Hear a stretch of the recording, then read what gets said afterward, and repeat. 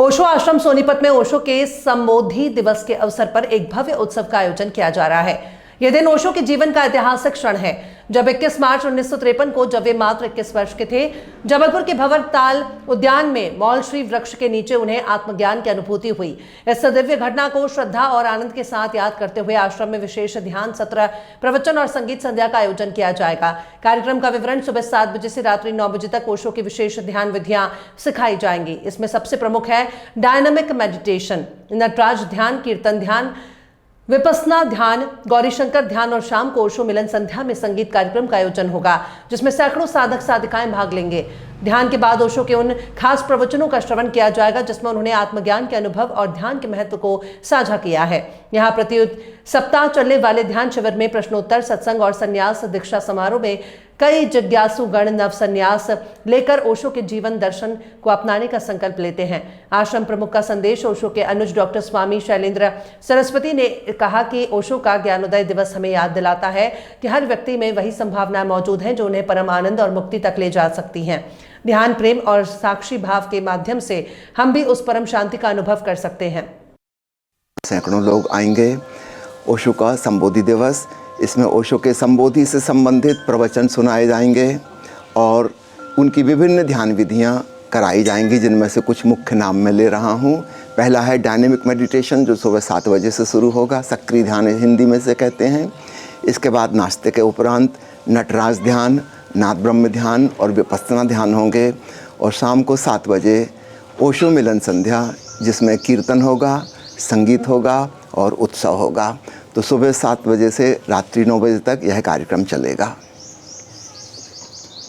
आजकल युवा या बच्चे हों, हार्ट अटैक की प्रॉब्लम ज़्यादा बढ़ रही है। खान पान है या जी, और कोई रीज़न आपके अनुसार? चाहे कोई जिम करता है, कोई खेलते खेलते हार्ट प्रॉब्लम हो रही है लगातार। 3 साल के बच्चे स्कूल में पढ़ते हुए हार्ट अटैक की वजह से जा रहे हैं। देखिए, आज विज्ञान के विकास के साथ मेडिकल साइंस में इन्वेस्टिगेशन फैसिलिटीज़ बढ़ गई हैं और इसलिए बीमारियों का पता चलना ज़्यादा सुगम हो गया है।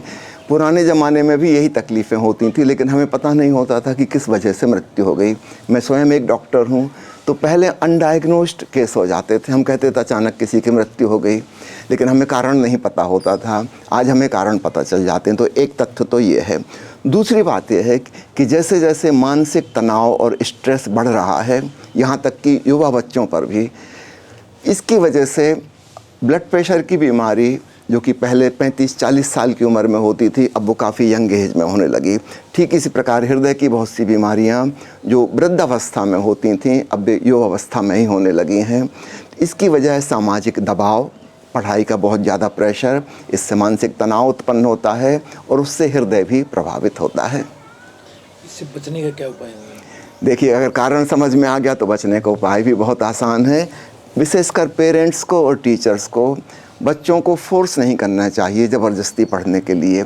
यह सबकी क्षमता नहीं होती। प्रत्येक बच्चे के अपने नैसर्गिक गुण होते हैं, जन्मजात उसकी हिडन टैलेंट होती है। वह उस दिशा में जाएगा तो उसको जीवन में बड़ा आनंद आएगा। कोई खिलाड़ी बनने के लिए आया है, कोई संगीतकार बनने के लिए आया है, कोई कविता लिखने के लिए आया है। हम सब अपनी अपनी दिशा में विकास करेंगे तो हमें बड़ी प्रसन्नता और संतोष का एहसास होगा। लेकिन फ़िलहाल हमारी जो समाज व्यवस्था और शिक्षा प्रणाली है, हम सब बच्चों को फोर्स कर रहे हैं कि आपको यही पढ़ना है, ये फिजिक्स, केमिस्ट्री, गणित। निश्चित रूप से कोई 25% बच्चों को इसमें बहुत मज़ा आएगा, ये उनकी प्रकृति के अनुकूल है, लेकिन 75% बच्चे इसमें पिस जाएंगे, परेशान हो जाएंगे। तो माता पिता को इस तथ्य को समझना चाहिए। हर स्कूल में प्राइमरी एजुकेशन के बाद साइकोलॉजिस्टों को अध्ययन करना चाहिए। वे बताएं कि ये कोई बच्चा क्या बन सकता है, क्या हो सकता है, ताकि उसे सम्यक शिक्षा उस दिशा में दी जा सके। स्ट्रेस को कम करने के लिए क्या क्या उपाय कर सकते हैं? स्ट्रेस को कम करने के लिए सबसे बड़ा उपाय तो मैंने अभी कहा कि जो माता पिता और टीचर्स ने मिलके एक ऐसा साइकोलॉजिकल माहौल तैयार किया है कि बच्चे को हमने कुछ अनएक्सपेक्टेड, जो वो कर नहीं सकता, ऐसे लक्ष्य उसको पकड़ा दिए तो वो तनावग्रस्त हो गया। दूसरी चीज़, हर बच्चे को इस बात को समझना चाहिए कि मैं अपने 24 घंटे के जीवन में कम से कम 1 घंटा कोई ऐसा कार्य करूं जिसमें मुझे आनंद आता है, रस आता है, कुछ क्रिएटिव। है ना, किसी का हो सकता है नाचने का शौक़ हो, किसी को खेलने का शौक़ हो, किसी को भाग दौड़ करने का शौक़ हो, अलग अलग हो सकते हैं। तो अपने अपने शौक़ की जब हम कोई क्रियाकलाप करते हैं उसमें हम रिलैक्स होते हैं, हमारे स्ट्रेस रिलीज़ होते हैं। सद्गुरु ओशो ने ध्यान की एक विधि बनाई है, डायनेमिक मेडिटेशन, जिसमें 10 मिनट केवल इसी के लिए है कि जो आपके भीतर से आ रहा है उसको एक्सप्रेस करो। समझो किसी के अंदर क्रोध दबा हुआ है, हमारा समाज, हमारी सभ्यता, हमारी संस्कृति हमको अनुमति नहीं देती कि हम हर जगह क्रोध कर सकें। तो फिर आदमी करे तो क्या करे, वो अपने भीतर दबा लेता है। लेकिन यह दबा हुआ जो क्रोध है यह भीतर ही भीतर खौलता और उबलता रहेगा और उसके जीवन में यदा कदा प्रकट होता रहेगा। तो ना तो एक्सप्रेशन उपाय है सुलझाने का और ना ही सप्रेशन उपाय है। ओशो हम एक नई बात कहते हैं, वे कहते हैं neither suppression nor expression but transformation of the energy. वो जो क्रोध की ज्वाला भीतर जल गई थी और बहुत शक्ति का संचार हो गया था, इस शक्ति का हम रचनात्मक उपयोग कर लें तो हम पाएंगे हमारे भीतर की वह ऊर्जा परिवर्तित हो गई, किसी शुभ कार्य में लग गई। और वो जो दबाए रखने से स्ट्रेस हो रही थी, स्ट्रेस का मतलब हम भीतर कुछ ऐसा दबा के बैठे हैं जो हम चाहते हैं कि दूसरे को पता न चल जाए, इसलिए हम तनावग्रस्त हो जाते हैं। तो ओशो ने इसके लिए ध्यान विधियाँ बनाई हैं कि 10 मिनट हम रिलैक्स हो जाएंगे उसमें और हम पाएंगे हमारे भीतर एकदम शांति और सन्नाटा छा गया। स्वामी जी, मोबाइल फ़ोन और सोशल मीडिया ने हर एक व्यक्ति को बिजी कर दिया जी। तो यहाँ कहीं ना कहीं लोग इससे भी बहुत परेशान है, बच्चों से दूर होते जा रहे, परिवार से दूर होते जा रहे हैं। और कुछ बच्चे तो ऐसे हैं बाबा जी कि मोबाइल मिल जाए तो खान पान तक जी, मैंने सुना है ऐसा। अभी तो किसी व्यक्ति ने ऐसी थाली की डिज़ाइन बनाई जिसमें मोबाइल स्टैंड रखने की जगह भी है, खंड खंड में, एक में दाल रखी, एक में चावल रखी, एक में मोबाइल रखी है, क्योंकि लोग मोबाइल देखते देखते ही खाना खा रहे हैं। ठीक, बड़ों को देख के बच्चे सीख रहे हैं, लेकिन कोई भी चीज़ का एक लिमिट होती है, एक क्लाइमैक्स आता है। अभी इसी चीज़ का अभी मैंने देखा, परसों न्यूज़ में देखा कि स्वीडन में गवर्नमेंट ने तय किया है कि स्कूल में मोबाइल, टैब्स, लैपटॉप्स इत्यादि इस्तेमाल नहीं होंगे।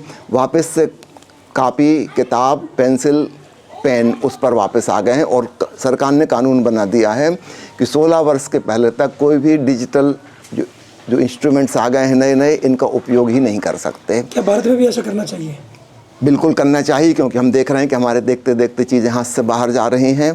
क्योंकि कोविड काल में हमने ही बच्चों को फोर्स किया था कि अपना लैपटॉप निकालो, अपना मोबाइल निकालो, पढ़ो। कई सालों में उनकी आदत पड़ गई, अब उसके हैबिचुअल हो गए हैं। कोई भी चीज़ जब हम बार बार रिपीट करते हैं तो हमारे भीतर एक एडिक्शन, साइकोलॉजिकल लत पड़ जाती है उसकी। केवल सिगरेट शराब की ही नहीं पड़ती, मोबाइल की भी वैसी एडिक्शन हो गया है। कुछ लोग हैं वो मोबाइल लेके ही जाएंगे टॉयलेट, तभी उनको टॉयलेट होगा, नहीं तो होगा ही नहीं। वो हैबिचुअल हो गए उसके। तो निश्चित रूप से स्वामी जी इसके लिए आवाज़ उठाएंगे? मैं आवाज़ उठा ही रहा हूँ, है ना। तो जैसा स्वीडन में आज हुआ है, निश्चित रूप से हमारे देश में नकल होती, पहले यूरोप के देशों में होगा, फिर अमेरिका में होगा, धीरे धीरे बात हमारे देश में आती है। हम उनसे करीब 20-25 साल पीछे चलते हैं। तो एडिक्शन, लत में पड़ने में भी हम पीछे होते हैं, छोड़ने में भी हम पीछे होंगे। किंतु अगर बात समझ में आ जाए हमारे शिक्षा शास्त्रियों को, शिक्षा मंत्री को, देश के पढ़े लिखे बुद्धिजीवी वर्ग को, तो निश्चित रूप से कोई भी चीज़ उपयोग के लिए है, उसका सम्यक उपयोग कीजिए। लेकिन वो 24 घंटे पे हमारे छा जाए, ये तो ठीक नहीं। आज सुबह किसी ने मुझे एक जोक भेजा, बड़ा अच्छा। उसमें लिखा है कि पुराने ज़माने में मनुष्य जब सोता था तो शरीर को बड़ा आराम मिलता था, आज के ज़माने में मनुष्य जब सोता है तो उसके मोबाइल को आराम मिलता है।